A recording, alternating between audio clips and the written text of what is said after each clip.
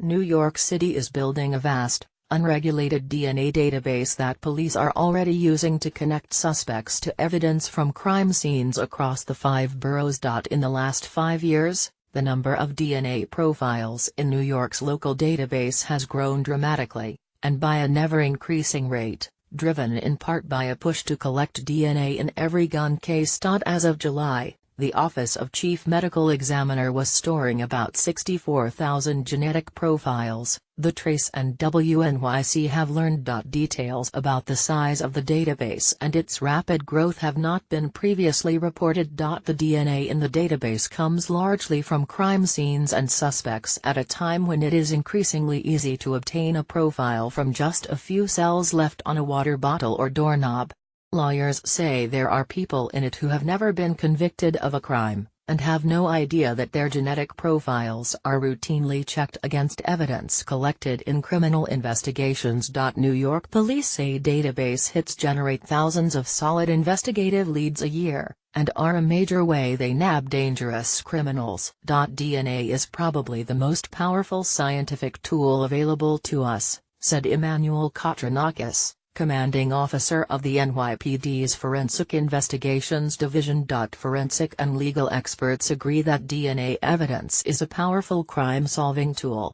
But some have voiced alarm at the way New York City has built its database, with no oversight or scrutiny.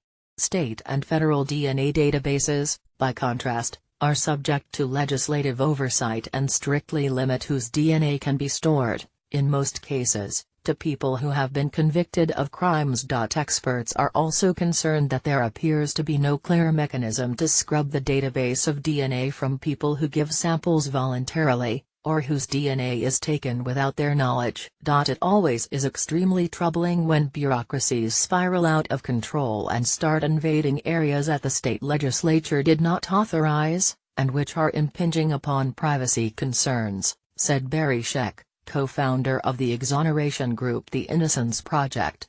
Scheck said he complained many times about New York City's unregulated rogue database during his years on the New York State Commission on Forensic Science. Last year, police investigating the killing of a Howard Beach jogger, Karina Vetrano, collected DNA from more than 150 people to compare with material found under the victim's fingernails, and on her neck and cell phone, court records show.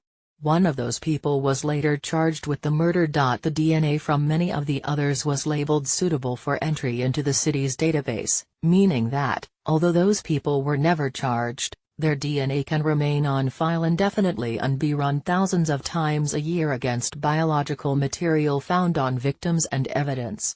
Police wouldn't say how they identified the people whose DNA was collected. The medical examiner's office declined to comment. One important group has stayed out of New York's growing database: rank-and-file police officers.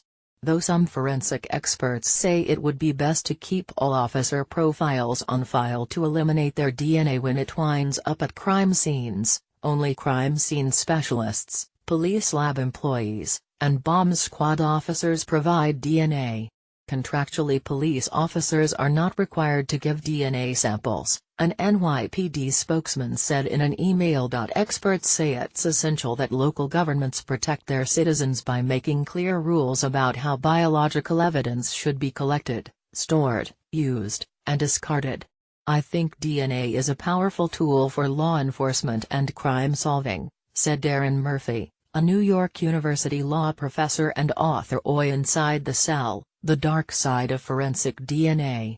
But, the standards governing who has to give DNA, and what happens to that DNA once they've given it should really be very particularly determined in law, not at the whim of a prosecutor or a police investigator.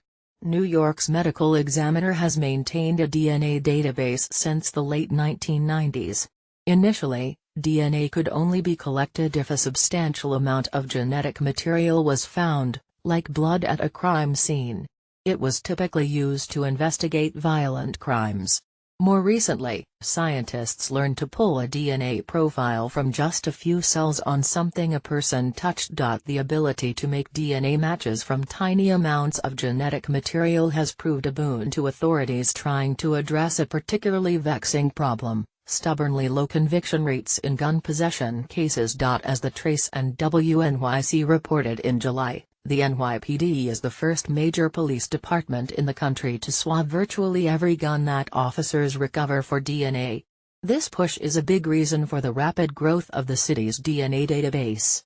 Last year, the medical examiner's office performed DNA tests on 1,682 guns, 4 times as many as 2 years before.